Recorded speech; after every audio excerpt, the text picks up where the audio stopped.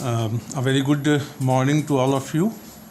We are again going to discuss in detail the inclined rocks. I have already explained you this map in my video which is on YouTube, in which I have told you that these rocks, they are inclined because of the fact that contacts are cutting the contours and both are forming V-shaped pattern in valleys. The contacts and contours are curved lines, you can see. I have told you that whenever we are going to solve an inclined rock map, first of all we have to draw strike lines. We have to draw strike lines. So I have drawn some strike lines in the last videos. Today I will again redraw the strike lines and I will try to solve one section in this video. So now I am going to have a fresh map. You see, I am having a fresh map. In this fresh map, I am interested in this section.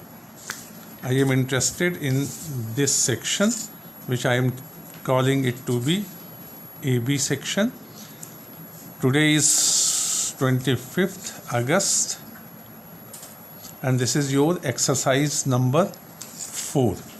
In this we have to have at least 3 to 4 sections. So this is the first section which I want to solve.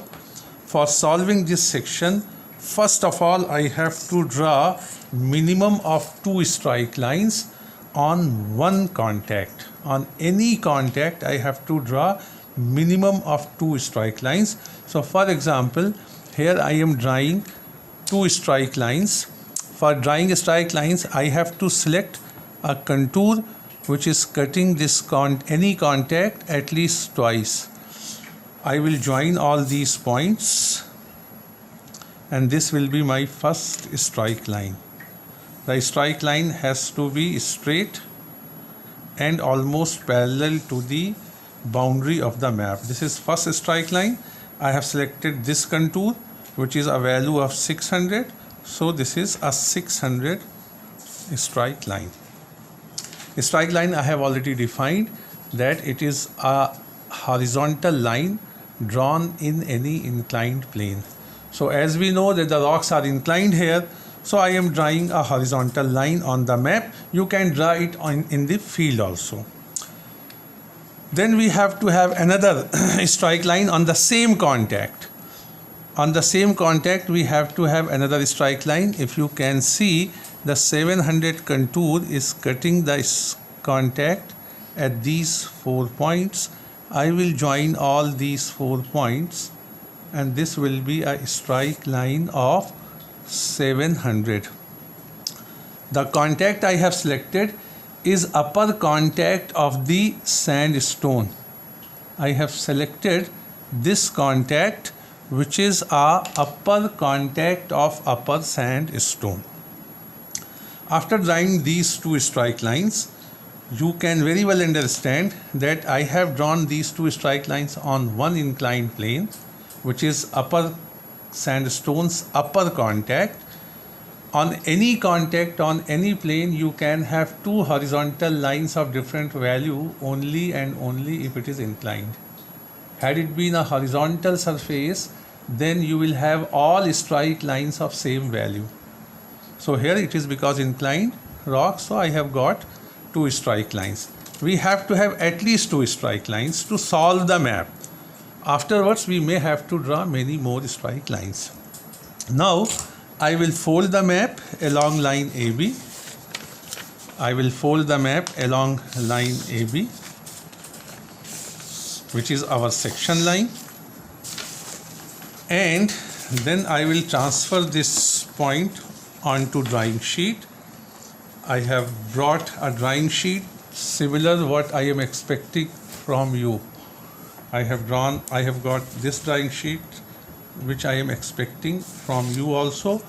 The section length is 14.5 centimeter. So I will take exact horizontal 14.5 centimeter here. I am taking 14.5 centimeter baseline. I am using sketch pen because to show it as a dark feature.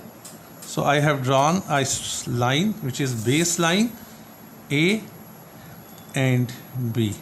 This is our base line.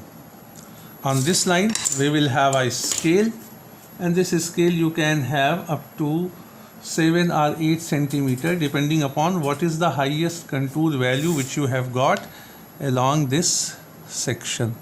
So perhaps here we are getting the 800 contour of which is of maximum value in this very section.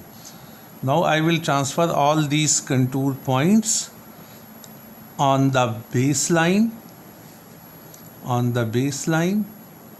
and then I will write their values. The values are 800, 700, 600, 500, 400 and 300. Accordingly, I will transfer these values onto the top of the profile. 3 centimeter, then we have 4 centimeter, then we have 5 centimeter, then 6 centimeter, then 7 centimeter, then we have 8 centimeter. Now I will join slightly from above 800 meter. I will join it with the free hand, and the point which I have put for marking these heights can be mixed into this. You can have a slightly darker line and you can have a mixed. So this is the profile along AB. This is the profile along AB. Now as you have done the transfer of contacts or at the top of the profile, we'll be doing same here. So we'll transfer the first contact. We'll transfer the first contact here. The second contact is coming here.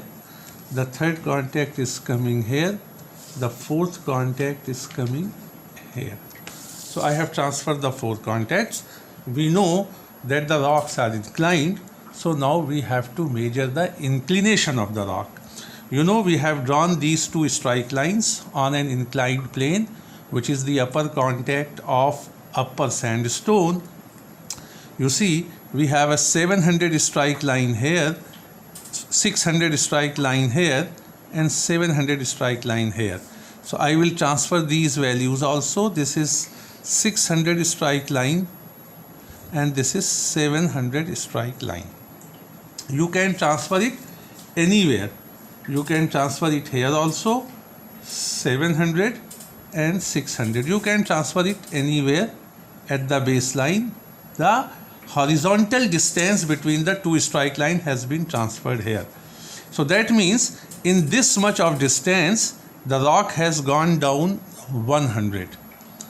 That is, a plane which is at 700 meter here is at 600 meter here. That means it has gone down by 1 centimeter in this much of distance. So I will take this 1 centimeter, that 100 meter as a 1 centimeter, and I will join this point of higher strike line value below the lower strike line value. This we have got the inclination of the rock. So for inclination, simply we have to transfer the horizontal distance on the baseline, and then we have to join the high point with the lower value point.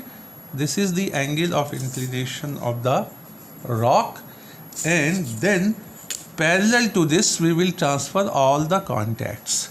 We'll transfer all the contacts parallel to this line.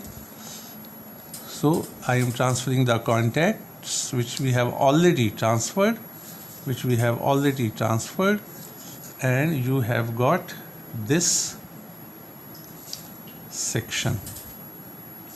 Now I will put the symbols of the rock. This is E, this is D, this is C, this is B, This is A. The symbol of the rock can be transferred like this. You can transfer the symbol of the rock all through you can transfer the symbol of the rock. This is the symbol to identify the rocks.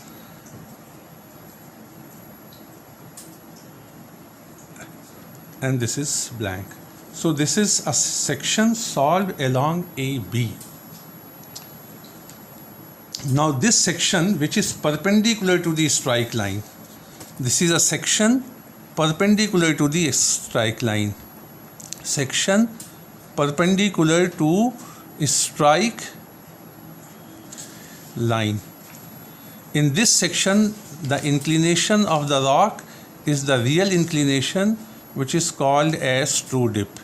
This is the real inclination, which is called as true dip or true inclination of the rocks. So this how we have solved this map. If you see the index, this is the youngest rock, this is youngest but 1, this is youngest but 2, this is youngest but 3, and this is the oldest rock. This is the oldest rock. So I will explain this afterwards, what do we mean by these rocks. But what you have to do, you have to measure the thickness of the rocks. You have to measure the thickness of the rock. The shortest distance between the two contacts, this is the real thickness. So you can have real thickness of all these rocks, but you cannot have real thickness of rock A and E. These are the leftovers. Then we have drilling thickness. You have to measure the drilling thickness as a vertical line. This is the drilling thickness of the rock. And then we have outcrop thickness of the rock, which is this much. This is this much. These two rocks, they are leftovers. This is outcrop thickness. This is outcrop thickness. We have also got the real thickness. This is the real thickness. And we have also got the drilling thickness. That is vertical thickness of the rock. So this is the first section which I have solved for you. Please go through this, try to understand, make any other section parallel to this section, and you will again get some result that will also be a section perpendicular to the strike line, and it will give you the real inclination. Thank you.